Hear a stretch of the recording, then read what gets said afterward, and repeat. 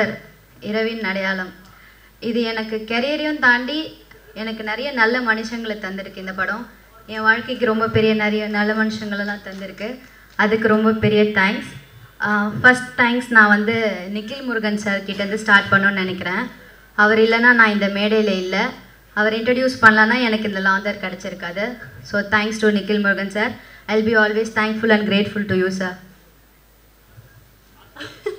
அவர் எல்லா இன்டர்வியூவில் நான் சொல்லுவேன்னு சொல்லிட்டு இப்போ பின்னாடி போயிட்டாருன்னு நினைக்கிறேன். Thank you sir. எங்கே இருந்தாலும் அந்த தேங்க்ஸ் உங்களை வந்து சேரும். Next Saji Saleem sir.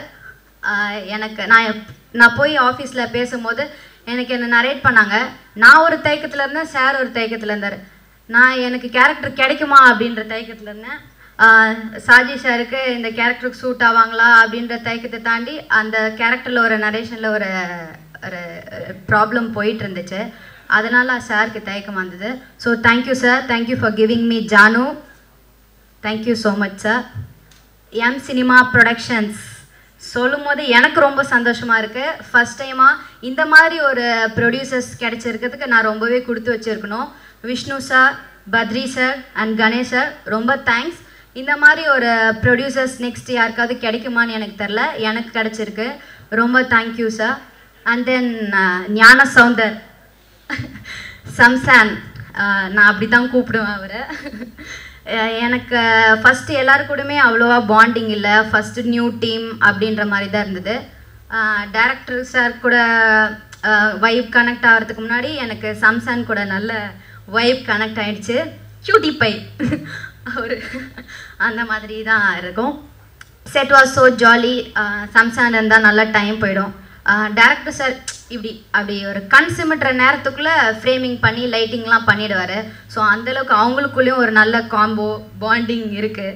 நிஜமாக தான் சார், நிஜமாக தான். கண் சிமிட்டுற நேரத்துக்குள்ளே லைட்டிங் பண்ணுவார் இந்த டிஓபி. நெக்ஸ்ட் எல்லோரும் இந்த டிஓபிக்கு வாய்ப்பு கொடுங்க. Next assistant directors Karthi bro, Vinodhini, Ganesh bro, மிச்ச எல்லா அசிஸ்டன்ட் டைரக்டர்ஸுமே ரொம்ப தேங்க்ஸ். டைரக்டருக்கு அசிஸ்டன்ட் டைரக்டர்ஸ் ரொம்ப சப்போர்ட்டிவாக இருந்தாங்க. டிஓபி எப்படி கண் சிமிட்ட நேரத்துக்குள்ளே மாற்றுவாரோ அந்த மாதிரி அப்படின்றதுக்குள்ளே எல்லா அசிஸ்டன்ட் டைரக்டர்ஸும் நெக்ஸ்ட்டு ப்ரிப்பேர் ஆகிடுவாங்க. அந்த மாதிரி போனதுனால தான் எங்களால் 23 டேஸில் முடிக்க முடிஞ்சது. So thanks, big thanks to directors. And hero of the show Praveen bro, உங்கள் மியூசிக் நான் பெரிய ஃபேன் ஆகிட்டேன். நான் தான் ஃபஸ்ட்டு ஃபேன் அப்படின்னு நீங்கள் வச்சுக்கலாம். ரொம்ப thank you sir. And lyricist Deva bro and Umadevi மேம்க்கு பெரிய தேங்க்ஸ். இவ்வளோ தூய தமிழில் நல்ல வார்த்தைகளோட பாட்டு கொடுத்ததுக்கு ரொம்ப ரொம்ப பெரிய தேங்க்யூ. அயல்பிறை எனக்கு பர்சனல் ஃபேவரட்.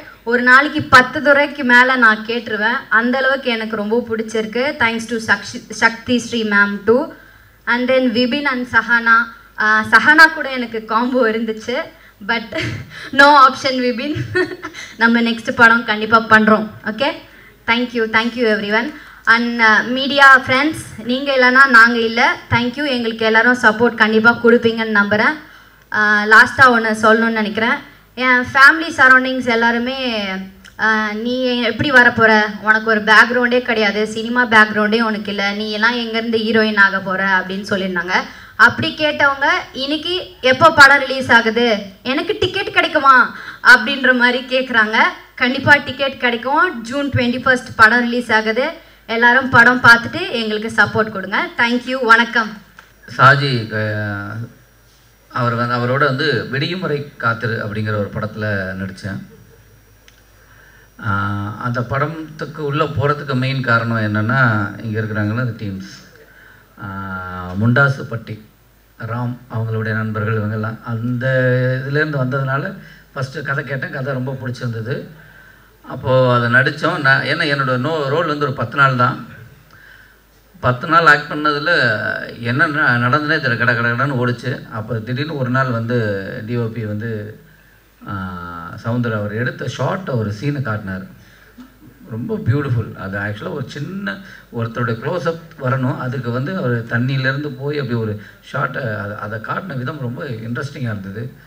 என்னங்க பயங்கரமாக இருக்குன்னா, அது விக்ராந்துக்கு வச்சுருந்த ஷார்ட்டு ரொம்ப பிரமாதமாக இருக்கு, எனக்கு நல்லா இருக்குமா அப்படின்னா, இல்லை நல்லாயிருக்கும் சார் அப்படின்னா அப்புறம் அடுத்த நாள் ஒரு சீனை கட் பண்ணி காட்டினாங்க. ரொம்ப இன்ட்ரெஸ்டிங்காக இருந்தது. அந்த படம் எப்போ வரும்னு எனக்கு ஆவலாக இருந்தது. அது ஒரு 7 நாள் பேலன்ஸ் இருக்குது ஷூட்டு.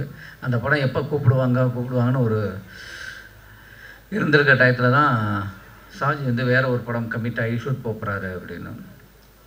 அப்போ ஒரு நாள் ஃபோன் பண்ணார். ஃபோன் பண்ணபோது நான் வாழ்த்துக்கள் தான் சொன்னேன். அடுத்த வாரம் ஷூட் போகிறீங்க, என்றைக்கு ஷூட் போகிறீங்க அப்படின்னா.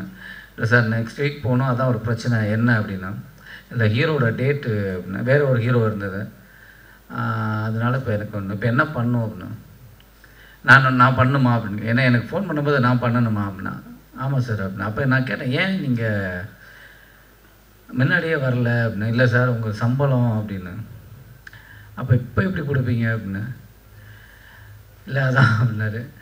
சரி, ஏன்னா ஒரு இயக்குனர் வந்து ஒரு படம் பண்ணி அது வெளியில் வரதுக்கு அதுக்குள்ளேயே சுற்றிட்டு இருப்பாங்க. அந்த டயத்தில் அந்த படத்தை விட்டுட்டு இவர் வேறு இடத்துலையும் போய் அசிஸ்டண்ட்டாகவும் ஒர்க் பண்ண முடியாது. அந்த படம் எப்போ நடக்கணுங்கிறது. இப்போது கஷ்டப்பட்டு ஒரு படத்தை பிடிச்சிருக்காரு. சரி, அதுக்கு நம்ம என்ன பண்ணலாம், நமக்கு இப்படி ஒரு நிலைமைகள்லாம் வந்த விஷயந்தான். சரி நான் பரவாயில்ல, அதை விட்டுருங்க, நீங்கள் என்ன சம்பளம் தரீங்களோ ஓகே நான் பண்ணுறேன், ஓகேன்னு சொல்லிடுங்க அப்படின்னா. அப்புறம் ப்ரொடியூசரை போய் பார்த்த உடனே ஜஸ்ட் ஓகே அப்படின்னா ஒரு அட்வான்ஸ் பண்ணாங்க. சின்ன சம்பளம் தான், ஓகேன்னு ஒத்துக்கிட்டேன். அதுக்கப்புறம் தான் கதையே கேட்டேன். அப்பா நாளான்னைக்கு ஷூட் போகிறீங்க, எனக்கு கதை என்னன்னு தெரியாது, கதையை சொல்லுங்கள், அப்போ தான் வந்து அதுக்குள்ளே ஏதாவது ட்ராவல் ஆக முடியும் அப்படின்னு. அதனால தான் சார் நீங்கள் அப்படியே இருக்கிறது தான், அப்படியே வந்தால் போதும். நான் போலீஸ்னால் ஐயோ போலீஸுங்கிற, நான் அதுக்கு வந்து ஒரு 3 மாதம் அப்படி டைம் கொடுத்தீங்கன்னா அப்படி வரலாம் அப்படின்னு. இல்லை சார், இது வந்து ரொம்ப நீங்கள் காமன் பீப்புள், காமன் மேன்லேருந்து இருக்கிற ஒரு போலீஸ் தான், நீங்கள் இப்படியே வந்தால் போதும். அப்படி தான் ஆரம்பித்தேன் ஷூட்டு.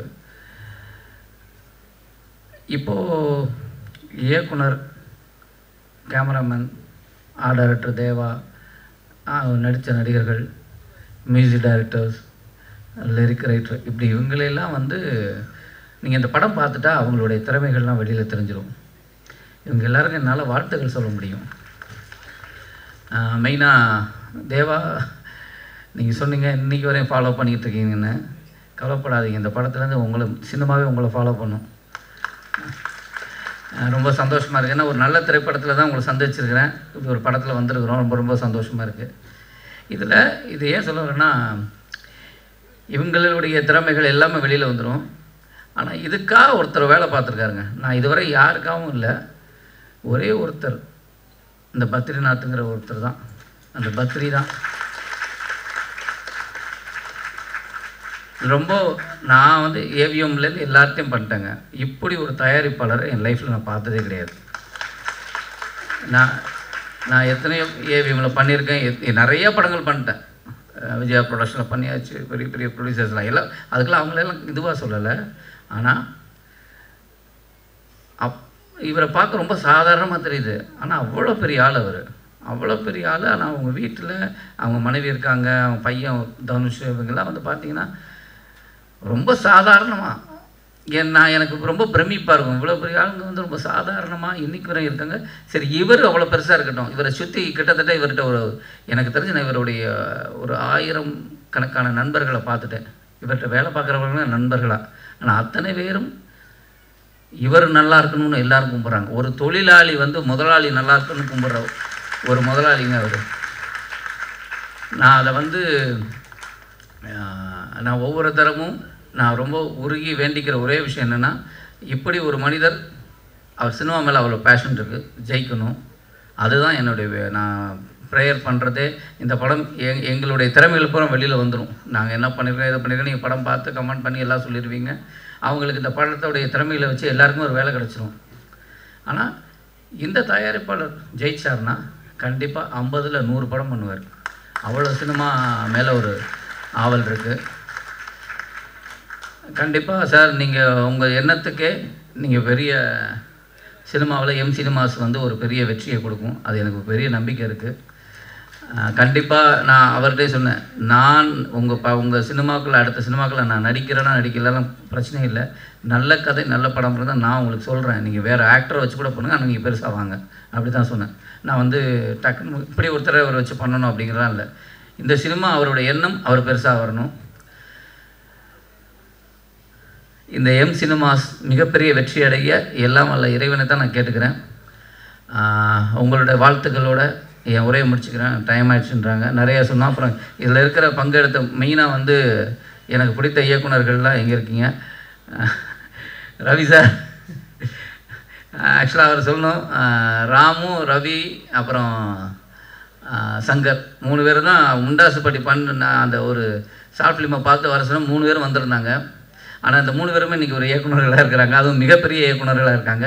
அன்றைக்கி பார்த்தவங்க தான் அப்படியே தான் இருக்காங்க, நானும் அப்படியே தான் இருக்கேன். அந்த ஃபோட்டோ இப்போயும் பார்த்துட்ருக்கிறேன். நாங்கள் 3 பேரும் எங்கள் வீட்டில் வச்சு ஒரு ஃபோட்டோ எடுத்தோம். 3 பேர்த்தையும் மாற்றம் இல்லை, ராமுட்ட தான் லைட்டாக மாற்றம், கொஞ்சம் முடியெல்லாம் நிறையா வளர்ந்துருக்கு, மித்தபடி அப்படியே தான் இருக்கிறோம்.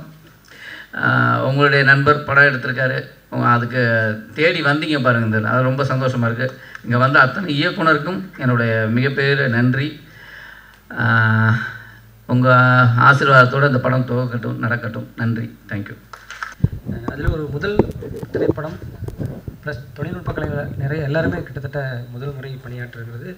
அந்த படம் ரொம்பவே வந்து ஒரு சிறப்பு வாய்ந்த படம். ஏன்னா அவங்களுடைய அதிகபட்ச நேரத்தை அவங்க அந்த படத்துக்காக செலவு பண்ணியிருப்பாங்க.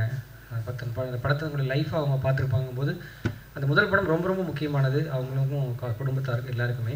அந்த வகையில் தயாரிப்பாளருக்கும் இது வந்து ஒரு முதல் திரைப்படமாக இருக்கிறது இன்னும் கூடுதல் சிறப்பு.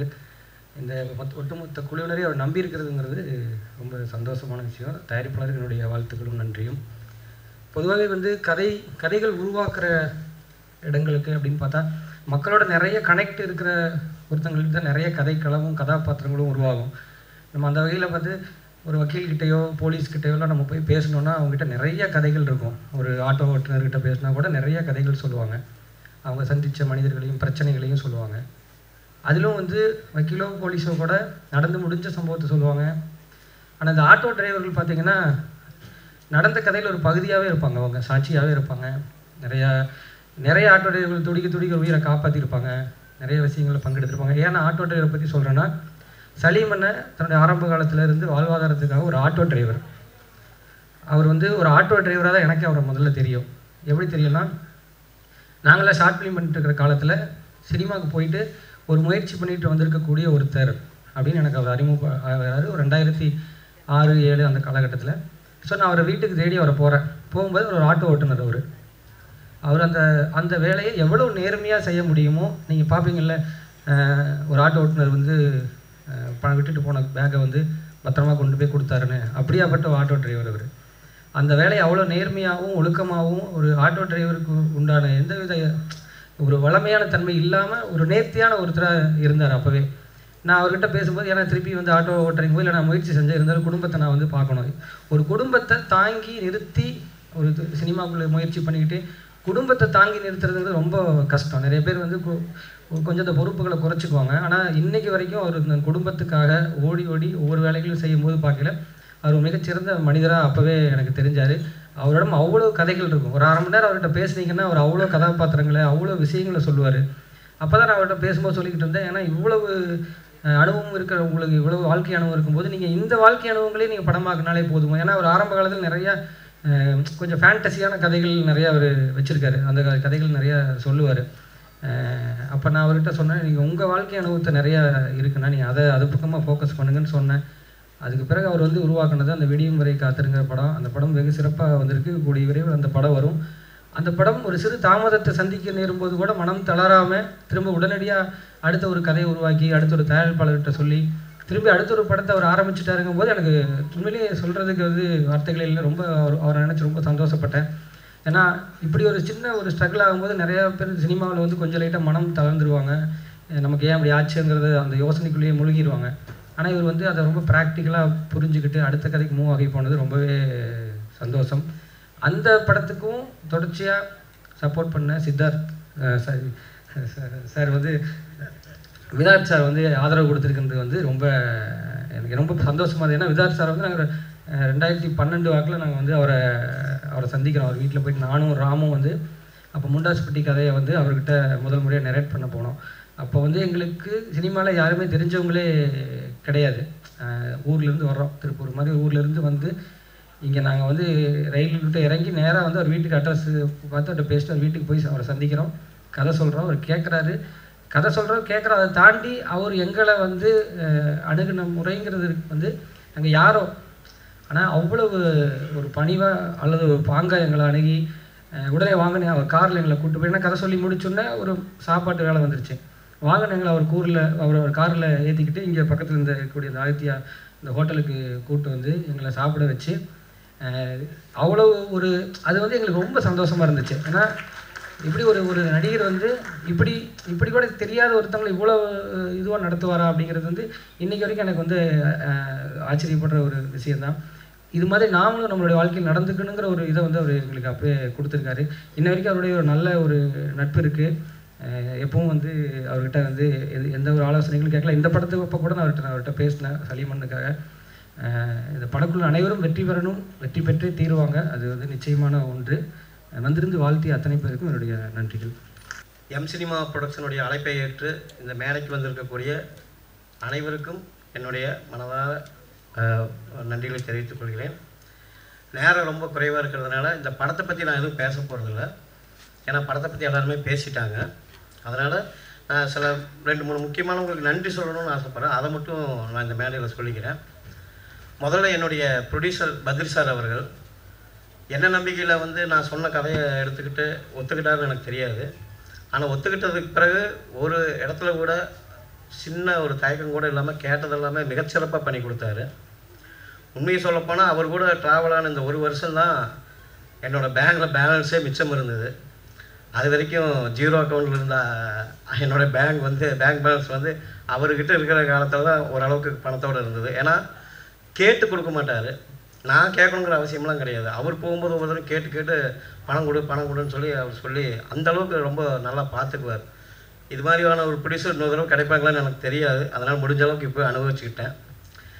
அதுக்கப்புறம் என் கூட முண்டாசுப்பட்டியில் ட்ராவல் பண்ண எல்லாம் என்னுடைய சக இயக்குநர்கள் எல்லாமே மேக்ஸிமம் படம் பண்ணிடுவாங்க. அந்த அளவுக்கு திறமையானவங்களை தான் ராம் சாரும் ரவி சாரெல்லாம் சூஸ் பண்ணி பண்ணாங்க. அவங்களுக்கு என்னுடைய மிகப்பெரிய நன்றி. அதுக்கப்புறம் ஒரு படம் நல்ல படமாக அந்த படத்தை எப்படி கொண்டு சேர்க்கணுங்கிறது என்னுடைய பத்திரிகை நண்பர்களுடைய கையில் தான் இருக்குது. பத்திரிகை நண்பர்கள், மீடியா நண்பர்கள் இந்த படத்தை ஒரு நல்ல இடத்துக்கு கொண்டு வருவீங்கிற நம்பிக்கை எனக்கு இருக்குது. தயவு செஞ்சு ஒரு புது இயக்குனருக்கான சின்ன தடுமாற்றங்கள் தவறுகளை மன்னித்து இந்த படத்தை ஒரு நல்ல இடத்துக்கு கொண்டு வாங்க. என்னோடய வெற்றிக்காக மட்டும் இல்லை, என்னை நம்பி களம் இறங்கி இருக்கிற என்னுடைய ப்ரொடியூசர், அவர் முகத்தில் ஒரு சந்தோஷம் எப்போவுமே இருக்கும். எப்போவுமே சிரிச்ச முகமாக இருப்பார். இந்த படம் ரிலீஸ் ஆனதுக்கப்புறம் இன்னும் கூடுதலான ஒரு புண்ணையை அவர் முகத்தை பார்க்கணுன்னு நான் ஆசைப்பட்றேன். அது தவறிடக்கூடாது. அதுக்கப்புறம் என்னுடைய மனைவி எனக்காக நிறைய பேர் உதவி செஞ்சுருக்காங்க இந்த சினிமா உலகத்தில். எங்கள் அப்பா KN முகமது ஷரீஃப், இந்த இடத்துல அவருடைய பேரை நான் ரெஜிஸ்டர் பண்ணுறேன். அவர் என்னுடைய ஆர்வத்தை புரிஞ்சுட்டு சின்ன வயசுலேருந்து எவ்வளோ கஷ்டம் இருந்தாலும் எனக்கு நாவல்ஸ்லாம் வாங்கி கொடுத்து படிக்க சொல்லி, அவர் படித்ததை திரும்ப கேட்டு எழுத படிக்க சொல்லி இப்படி நிறையா கோச்சிங் கொடுத்துட்டு இருந்தார். அவர் இன்றைக்கி பார்க்குறதுக்கு இல்லைனாலும் அவருடைய முதல் இதுதான் எனக்கு ரொம்ப சப்போர்ட்டாக இருந்தது. அதுக்கப்புறம் இன்னொரு விஷயம் என்னென்னா, என்னோடய மாமியார். நான் சினிமா உலகத்துக்கு வரணுங்கும்போது நான் முதல்ல போய் வாய்ப்பு கேட்டதுக்கு மாமியார்கிட்ட. ஏன்னா எனக்கு ஃபேமிலி இருந்தது. இந்த ஃபேமிலியை அவங்கக்கிட்ட ஒப்படைச்சிட்டு வந்தால் தான் நான் சினிமாக்குள்ளே வர முடியுங்கனால போய் கேட்டேன். மறுவார்த்தையே சொல்லாமல் நீங்கள் போங்க மருமகனே, உங்களால் ஜெயிக்க முடியும்னு அனுப்பி விட்டாங்க. அவங்க இன்னொரு தாயாக இருந்து அந்த வேலையை செய்ததுனால தான் இந்த இடத்துக்கு என்னால் வர முடிஞ்சது. அதுக்கப்புறம் ஒரு சிறப்பு முக்கிய விஷயம் என்னென்னா, என்னுடைய மனைவி சாஜிதா பானு. ஏன் அப்படி சொல்கிறேன்னா, எல்லாத்துக்கும் நான் செஞ்சதை திருப்பி செஞ்சிட முடியும். எனக்கு உதவியாக கிடச்ச எல்லாத்துக்கும் திருப்பி கொடுக்க முடியும். ஆனால் என்னுடைய மனைவி எனக்காக 15 வருஷம் தியாகம் பண்ணி விட்ட அந்த வாழ்க்கையை என்னால் திருப்பி கொடுக்க முடியாது. இனிமேல் அவளை சிறப்பாக வச்சுக்கணும்னு நான் ஆசைப்பட்றேன். அவள் இல்லைன்னா இந்த ஸ்டேஜுக்கு என்னால் வந்திருக்கவும் முடியாது, பேசியிருக்கவும் முடியாது. அதனால் என்னோடய மனைவியை வந்து நான் எந்த இடத்துல வச்சு பார்க்குறேன்னு எனக்கு தெரியாது. நான் எமோஷனல் ஆகிடக்கூடாதுன்னு ஆசைப்பட்றேன். அதுக்கப்புறம் என்னுடைய உதவி இயக்குனர்கள், சும்மா சொல்லக்கூடாது. ஒரு டைரக்டர் அப்படின்னா சும்மா ஒரு டைரக்டர்லாம் ஒரு படம் எடுத்துருவாங்கன்னா கண்டிப்பாக கிடையவே கிடையாது. டைரக்டர் கூட அது உதவி இயக்குநர்கள் இருக்கணும். உதவி இயக்குநர்கள்லாம் கிடையாது, அவங்க உதவியே இயக்குநர்கள்.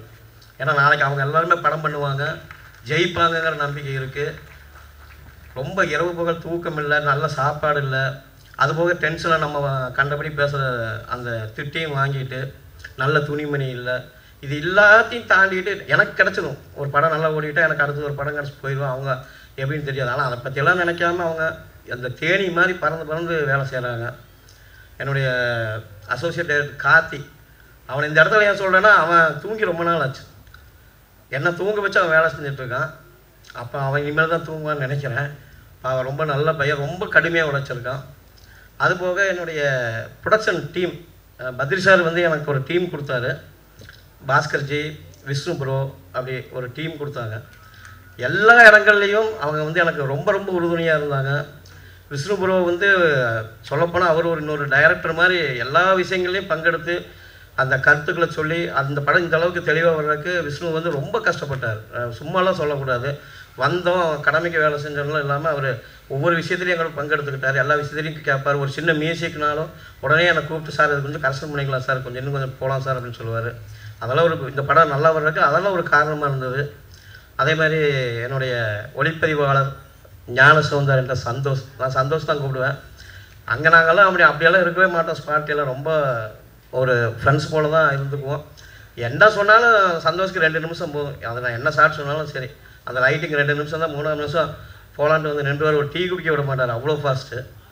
வருங்காலத்தில் தவிர்க்க முடியாத ஒரு ஒளிப்பதிவாளராக இந்த தமிழ் சினிமாவில் அவர் இருப்பார். அதே மாதிரி இந்த மேடையினுடைய கதாநாயகன் நம்ம பிரவீன் பார்க்கும்போது ஒரு புல்லாங்குழல் மாதிரி இருந்தால் கூட எல்லா இதுவுமே அவர் கையில் இருந்துச்சு. ரொம்ப நல்ல டெக்னீஷியன். இவ்வளோ அழகாக மியூசிக் பண்ணுவார்னு நானும் முதல்ல நம்பலை. ஒரு ப்ரொடியூசர் கேட்பார், என்ன நம்பிக்கையில் பிரவீனுக்கெல்லாம் வாய்ப்பு கொடுத்தீங்கன்னு. ஏதாவது வாசிடுவான் சார் அப்படின்னு சொல்லிட்டு இருந்தேன். ரொம்ப நல்லாவே வாசிட்டார். அதனால் அவருக்கு என்னோடய மிகப்பெரிய நன்றி. அப்புறம் எடிட்டர் நம்ம பரத் ப்ரோ, ஒரு சிக்கலான டைமில் தான் நான் அவரை அணுகி இந்த விஷயத்த சொன்னேன். அதெல்லாம் வந்து அப்போ வந்து அவர் வந்து ஃபெமிலியர் ஆகிட்டார் ஒரு எடிட்டராக. அதை பற்றியெல்லாம் மைண்டில் அவர் வச்சுக்கல. டக்குன்னு வந்து எனக்கு வேணுங்கிற அளவுக்கு நைட்டு பேலும் கஷ்டப்பட்டு இந்த படத்தை உண்மையை சொல்ல போனால் லாஸ்ட்டு அந்த ஒரு 20 நாள் அவங்க டீம் ரொம்ப கடுமையாக பாடுபட்டுருக்குறாங்க. அதே மாதிரி ஆர்ட் டைரக்டர் தேவா, அவர் வந்து என்னோட ஒரு அங்கம்னே சொல்லலாம். ரொம்ப குறைஞ்ச அளவில் தான் அவருக்கான பட்ஜெட்லாம் கொடுத்தோம். ஆனால் அவர் எதையாவது உருட்டி கொண்டாந்து வச்சு முன்னாடி கொண்டாந்து வச்சுட்டே இருப்பார். நான் ஒவ்வொரு ஸ்பாட் நகர்ந்து போகும்போது அங்கே ரெடியாக இருக்கும். அதுக்கடுத்தது வேறு ஸ்பாட்டுக்கு போயிடுவார் அவர். அந்தளவுக்கு ஒரு துரிதமான நபர், நண்பர், ரொம்ப நல்ல ஒரு கலை இயக்குனர் அவர். அவருக்கும் எல்லாத்துக்கும் என்னுடைய நன்றி. பத்திரிகையாளருக்கு என்னுடைய நன்றி. என்னுடைய ப்ரொடக்ஷன் டீமுக்கு என்னுடைய நன்றி. என்னுடைய அழைப்பை ஏற்று வந்த அனைவருக்குமே நன்றி. பாடலாசிரியர்களுக்கு நன்றி. இனி என்னால் வேறு எதுவும் விட்டுருந்தா மன்னிச்சிருங்க. ஏன்னா எனக்கு இது முதல் மேடை தான். நன்றி.